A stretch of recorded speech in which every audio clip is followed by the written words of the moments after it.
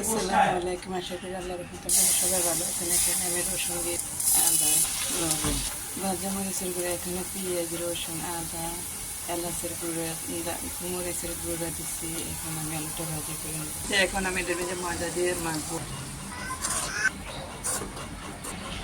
এই যে এখন আমি রুটিগুলো বেলে নিব।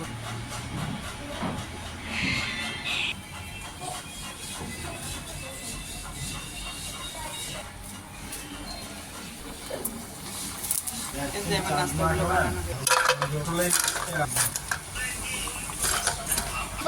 আমাদের নাস্তা রেডি। চলো সবাই খেয়ে নাও। এটা তাবাসুমটা এদিকে বসাও।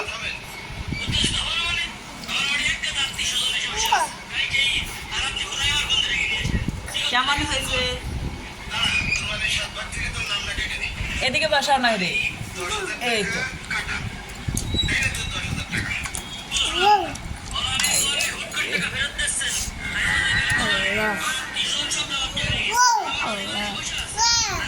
খাও খাও খাও।